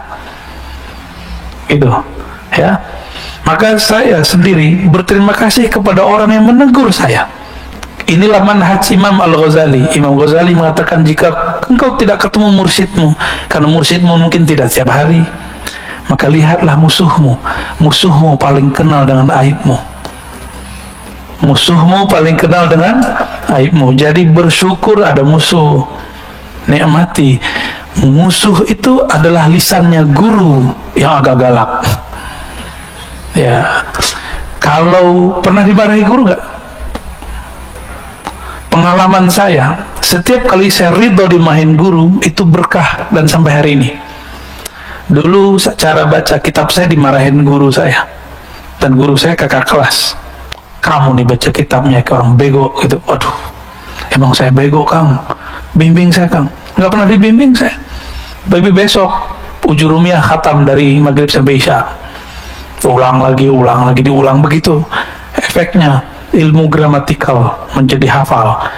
Karena ada yang bilang saya bego. Tuh, nikmat gak? Coba nggak ada kakak kelas saya ngomong begitu dulu. Alhamdulillah. Dulu ada yang nyindir saya, kalau ada di pesantren ini nggak cium tangan kiai kita berarti orang sombong. Kan kita nggak ngerasa sombong, cuek aja. Ternyata yang maksud saya. Ya, alhamdulillah. Jadi kita bersyukur ada orang-orang hater. Ya. Jadi antum nih, kalau mengerti bab itu, silakan main sosial media. Silakan main apa aja di sosial media. Nggak akan terpancing. Tapi terpancing emosinya sekali, berarti antum belum berhak main di situ. Itu yang dikabarkan dulu oleh Maulana Syekh Hisham Kabbani. nanti beberapa tahun ke depan akan muncul sosial media. Beliau menyarankan murid-muridnya tidak sibuk main itu, karena nanti orang tengkar tanpa melihat, orang berprasangka tanpa tabayun. Benar nggak sekarang? Cukup dapat postingan kawannya, dia kemudian posting ulang. Dia cuma dengar dari selentingan dari kawannya, dia ulang. Hatta sekelas ulama pun begitu. Gimana awamnya? Gimana masyarakat umumnya? Ini akhir zaman, mohon dimaklumi, ya. Itu yang dikalamkan dulu oleh Maulana Syekh Syam Kabani, murid Syekh Nazim. Waman syakaraha, siapa yang mensyukurinya, mensyukuri nikmat, termasuk nikmat ditegur orang, nikmat dibenci orang, bahkan nikmat dipuji orang. Bahwa nikmat ini siapa yang ngasih? Allah. Jadi ketika ada orang muji kita, anggap saja itu reward sebelum nanti di akhirat. Jika ada orang mencaci kita, anggap saja itu teguran Allah supaya kita tidak tersesat. Gampang toh? Ya, bisa nggak begitu? Ya. Maka kita nggak perlu capek-capek membalas-balasi orang di sosial media. Antum ini kan capek-capek, balesin. Lelah hidup begitu. Fi tughyanihim ya'mahun. Ya. Karena itu berlebihan, tughyan itu berlebihan. Ya'mahun, akan terombang-ambing, gelisah setiap hari. Coba hentikanlah. Kalau ego belum beres, hentikan dulu itu. Ya. Nabi Sulaiman punya harta yang sangat banyak. Apakah merusak kalbunya? Karena nafsiyahnya sudah beres. Nabi Isa, Nabi paling miskin, padahal paling sakti. Selain Nabi Muhammad, yang paling sakti Nabi Isa, Nabi Musa. Nabi Musa belah laut. Nabi Isa orang matinya hidup. Tapi Nabi paling miskin. Tapi beliau berubah nggak suasana kalbunya kepada Allah? Nggak pernah berubah. Paham maksud saya? Nah, Nabi Muhammad tuh diberikan dua itu sekaligus. Kadang susah, kadang senang, dan itu tidak merubah beliau. Kadang dipuja-puji, kadang dicaci maki, dan itu biasa. Kadang beliau banyak pengikut, kadang tidak. Nah, waman syakaraha, siapa yang mensyukuri nikmat-nikmat tadi, faqad qayyadaha bi'iqaliha, dia telah mengikat nikmat itu bi'iqaliha, dengan kaitannya. Apa tali ikatan yang paling kuat untuk nikmat? Namanya tali syukur. Jadi syukur itu pengikat. Banyak orang berpikir memberi itu menghabiskan uang, menghabiskan dana, menghabiskan harta. Enggak. Tergantung nih. Jadi ada yang ngeluh, Ustadz, saya bersedekah tapi duit saya berkurang. Ya iyalah. Benar nggak? Waras gente. Bukan gitu maksudnya. Katanya berkah. Nah, dia lupa. Keberkahan itu nggak mesti dibalasi dengan angka. Saya sangat banyak melihat orang yang hari-harinya suka berbagi. Allah berikan kenikmatan bahagia dalam dirinya. Orang bahagia itu meskipun terlihat renta, terlihat kayaknya lemah, tapi batinnya bahagia. Kebahagiaan itu nggak bisa dibeli. Antum pergi kemana aja, ada gedung tertinggi di Abu Dhabi, Dubai, naik aja, belum tentu bahagia, paling ketakutan. Ya, Allahumma sholli ala Muhammad.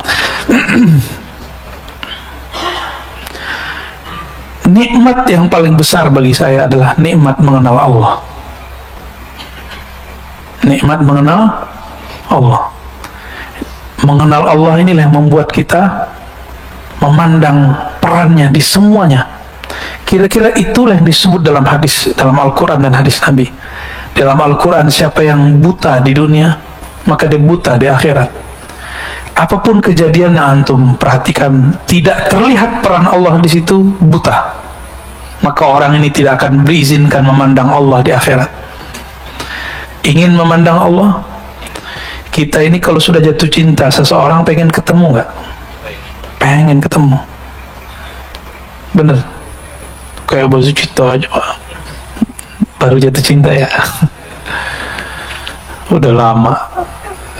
Ketika kita senang seseorang, kalau dia lawan jenis, kita pengen dia jadi kekasih kita. Kalau dia teman, kita pengen akrab dengannya. nggak ketemu sehari 2 hari, kayaknya rindu, ditelepon, ditanyai, benar nggak? Makanya Nabi itu ketika ada sahabat tidak hadir, Nabi nanya, mana si fulan? Disampaikan oleh tetangganya, kamu tadi ditanyai Nabi. Girangnya hatinya, yang tadinya dia sakit demam berhari-hari langsung sembuh cuma ditanyain Rasulullah SAW. Abdullah bin Umar dalam Al-Adab Al-Mufrad karya Imam Al-Bukhari, hadisnya hasan. Ini bukan hadis sahih, bukan kitab sahih. Kitab selain sahih namanya Al-Adab Al-Mufrad karya Imam Al-Bukhari. Satu kali dia jatuh atau apa di riwayat itu, lalu kakinya sakit dan sulit jalan. Ada orang ingat Abdullah bin Umar ini kalau disebut nama Nabi Muhammad oleh orang yang tepat pasti sembuh. Maka diceritakanlah kepada orang yang tepat membicarakan Nabi. Orang itu kemudian datang kepada Abdullah bin Umar. Apa kata orang itu? Abdullah, coba engkau ingat-ingat, kalau perlu kamu panggil, teriak keras-keras orang yang paling engkau cintai. Istrinya ngira dia yang bakal dipanggil. Enggak, istri duanya juga mikir enggak, tiga enggak ada semua, anaknya juga enggak. Anaknya alim-alim. Sayyidina Abdullah bin Umar itu anaknya jadi mujtahid. Enggak ada yang dipanggil. Orang tuanya juga tidak, Umar. Ternyata dia menyebut Muhammad. Langsung badannya bergetar, jantungnya kemudian kuat lagi, langsung berdiri. Sehat ke masjid besoknya. Kita disebut nama Nabi Muhammad SAW, gak ada efeknya. Betapa kerasnya kolbu ini. Berarti kita belum kenal Rasulullah SAW. Kullul qulub ilal habibi tamilu. Setiap hati orang yang punya kolbu kepada kekasihnya pasti cenderung, pasti kangen, pasti rindu. Apakah ciri rindunya? Disebut nama kekasih, matanya berlinang-linang, hatinya rindu, bulu romanya merinding. Disebut Rasulullah Sallallahu Alaihi Wasallam. Maka apapun yang terjadi pada kita, obatnya cuma Rasulullah. Muncullah kemudian oleh ulama kita, dapat ilham mereka, bersebutlah salawat tibbil qulub. Allahumma salli ala Sayyidina Muhammad tibbil qulub. Tibbil qulub dulu, jangan jasad dulu, qulub dulu. Ya Allah, sampaikan salam kami kepada penawar penyakit kolbu kami, pelipur lara sedih kami, Rasulullah SAW. Tibbil qulub wa dawaiha, penyembuh kolbu, penawar penyakit kolbu. Wa dawaiha, sedih, senang, sakit, kesal, emosi. Istri saya dulu pernah umroh, salah jalur keluar, dia masuk di situ, dibentak-bentak oleh orang Turki. Cukup bilang sholli ala Muhammad, berhenti itu orang Turki. Nggak jadi, nggak jadi lagi. Sholli ala Muhammad, berarti di kolbu dia ada cinta kepada Rasulullah Sallallahu Alaihi Wasallam. Jadi kalau ada orang tengkar baca sholli ala Muhammad, ya. Kita emosi, katakan Allahumma sholli ala Sayyidina Muhammad. Silakan ditambahkan setelahnya tibbil qulub wa dawaiha. Baru sebutkan wa afitil abdani wa shifaiha, penyembuh badan, penawar penyakit badan. Nah, nikmat ini harus kita syukuri. Saya mau tanya Bapak Ibu Saudara bukan Allah, ini yang saya sampaikan sejak awal saya ngajar di kampus, di pesantren, di mana. Negeri ini dapat keberkahan, diizinkan Allah buka majelis sekarang di mana-mana. Malah lebih longgar di perkotaan daripada di daerah. Ini nikmat bukan? Bisa bersyukur. Coba kurangi hujatan. Menghujat wali kota kah, gubernur kah? Pernahkah mendoakan mereka? Kalau orang salah, didoain baik atau didoain buruk? Antum salik ilallah, orang yang sedang suluk kepada Allah. Tapi kecuali antum politisi, kalau ada yang salah di antara pemimpin, apa yang dilakukan? Dikompor-komporin terus. Kita bukan politisi, kita ini rakyat. nikmat jadi rakyat adalah negeri yang aman. Sekarang di Suriah tidak bisa buat pengajian seperti ini. Ada cuma kota Damaskus, itu pun hati-hati. Ayah dari guru saya, Syekh Muhammad Sair Ramadan Al-Buti, dibom lagi ngaji. Maka jangan pernah membiarkan ada pemikiran-pemikiran yang tidak mensyukuri nikmat kedamaian ini. Itu yang mereka ingin memberontak. Ya, beda politik silakan, mengkritik boleh, tapi jangan sampai ada pikiran memberontak. Saya husnuzon kepada orang-orang yang banyak mengkritik pemimpin siapa, dia tidak berniat untuk memberontak, tapi niatnya cuma ingin baik, mungkin caranya kurang baik. Kita ditegur orang, caranya nggak baik, terima nggak? Susah terimanya, karena nafsiyah kita belum beres. Ya, kalau ego antum belum beres, ditegur orang tersinggung. Orang ngomong baik-baik aja kita marah, bener? Apalagi orang ngomongnya nggak bener, ngomongnya kasar. Nah, saya berharap kalau sudah ngaji hikam, kelembutannya sudah ada sampai ke lisannya. Amin ya rabbal. Maka yang punya sosial media, buat status-status yang rahmah, yang penuh kasih sayang. Jika mengkritik pun mengkritik dengan kasih sayang. Jika ingin menegur pun menegur dengan kasih sayang. Kita ini gak ada yang suci. Antum jadi mereka belum tentu benar. Ya. Maka jangan kemudian mencaci maki orang, mengata-ngatain orang, lupa dengan diri sendiri. Mengkritisi orang, lupa mengkritisi diri sendiri. Ya, nauzubillah min dzalik. Sudah atau belum? Cukup ya? Gimana, Pak Bambang? Saya tutup dengan hikmah ini, ya. Khaf min wujudi ihsanihi ilaik. Takutlah terhadap wujud ihsanihi ilaik, kebaikan-kebaikan Allah kepadamu, tetapi engkau selalu durhaka kepadanya. Kita ulangi terjemahannya. Khaf, takutlah engkau dari banyaknya kebaikan Allah, dari selalunya Allah berbuat baik kepadamu, tapi engkau selalu durhaka kepada Allah. Ayakuna dzalika istidrajan lak. Siapa tahu nafas yang masih engkau pakai, ilmu yang masih engkau pahami, istidraj, bukan lagi nikmat tapi istidraj. Apa beda nikmat istidraj? Kita sudah sering bahas.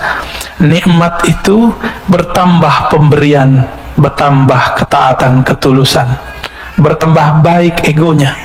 Sedangkan istidraj bertambah nikmat, bertambah ilmu, bertambah pemberian Allah, bertambah jumawa, bertambah sombong, bertambah lupa diri. Ya. Maka Allah mengatakan di Quran, sanastadrijuhum min haitsu la ya'lamun. Kami akan istidrajkan mereka. Kami beri mereka, tapi mereka tidak sadar dengan pemberian itu, lalu mereka justru durhaka dengan itu. Min haitsu la ya'lamun, tanpa mereka sadari. Semoga Allah jaga kita dari istidraj. Semoga Allah berikan kita rasa syukur sehingga pemberiannya disebut nikmat. Allahumma ja'alna minasyakirin. Ya Allah ya Syakur, salli ala Sayyidina Muhammad Sayyidis Syakirin.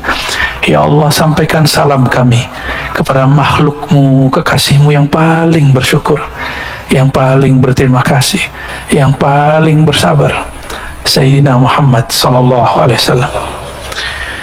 Ya Allah, semoga dengan salawat ini sifat syukur kekasih kami Nabi Muhammad dapat diwarisi dalam diri kami. Sifat sabarnya menular kepada kami.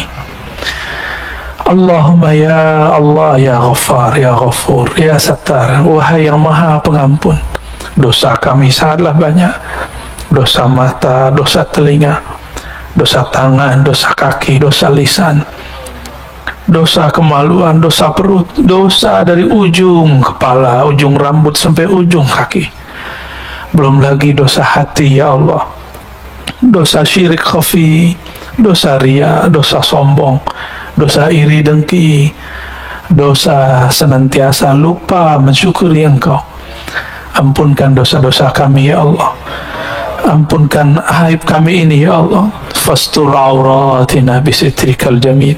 Ya Allah, jangan pandang aib kami ya Allah, jangan pandang aib kami ya Allah, jangan permalukan kami di hadapan Engkau dan makhlukmu ya Allah. Fastur auratina bisitrikal jamil. Dengan keindahanmu ya Allah, dengan kemegahanmu ya Allah, dengan kebaikan-kebaikanmu ya Allah, maka balutlah kami, hiasilah kami dengan kebaikan-kebaikanmu, sehingga aib kami tidak terlihat di sisimu. Allahumma ya Allah ya muqallibal qulub, wahai yang membolak-balik hati ini, hati kami berubah-ubah ya Allah, kadang baik, kadang bersyukur, kadang lupa bersyukur, kadang ingat Engkau, kadang lupa mengingat Engkau. Apalagi sholat kami ya Allah, jarang sekali khusyuk ya Allah. Apalagi terhadap nikmat-Mu ya Allah, jarang bersyukur ya Allah.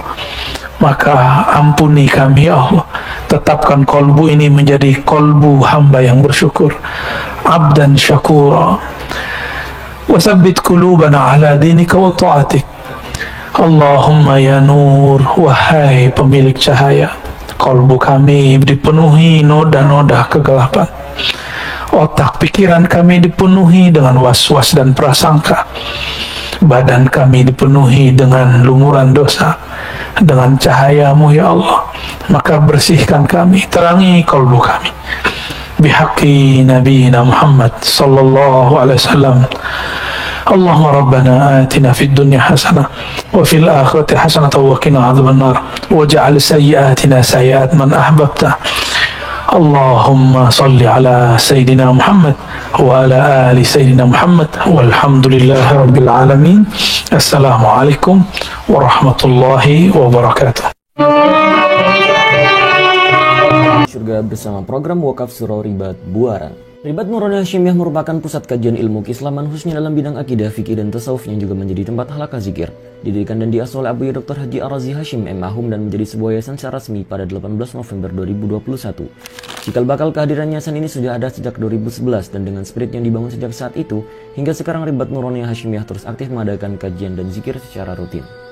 Pada awalnya, seluruh kegiatan Ribat terpusat di Komplek Ruko Ciputat Indah Permai dengan kapasitas sekitar 70 orang. Seiring berjalannya waktu, antusiasme jemaah terus bertambah sehingga kapasitas ruangan kurang memadai untuk menampung sejumlah hadirin. Inilah yang menjadi salah satu tujuan pembangunan Surau Ribat yang saat ini sudah masuk tahap konstruksi sejak 1 Agustus 2024. Selain untuk memfasilitasi ruangan kajian yang lebih kondusif, surau ini juga dibangun untuk berbagai kegiatan ke depannya. Salah satu diantaranya juga untuk kegiatan zikir dan suluk bagi para salik. Untuk itu, kami mengajak para sahabat untuk turut serta dalam menebar manfaat dan syiar dakwah melalui program wakaf pembangunan Surau Ribat Buaran. Wakaf bisa disalurkan melalui nomor rekening yang muncul pada layar atau juga bisa melalui website resmi kami di wakaf.nuraniyaofficial.com. Melalui website tersebut, sahabat bisa mendapatkan informasi terkini seputar perkembangan pembangunan surau. Untuk memulai wakaf, cukup klik donasi sekarang, lalu pilih nominal yang tersedia atau silakan masukkan sendiri nominal yang ingin diwakafkan. Klik tombol lanjut ke pembayaran dan sahabat bisa masukkan nama serta nomor WhatsApp yang nantinya akan digunakan untuk mendapatkan pesan wakaf secara otomatis. Sahabat juga bisa memberikan doa terbaik sebagai bentuk dukungan untuk pembangunan surau. Terakhir, klik transfer sekarang untuk memproses data wakaf sahabat. Untuk segala bentuk dukungan dari para sahabat semua, kami ucapkan terima kasih. Jazakumullah ahsanal jaza wa barakallahu fiikum.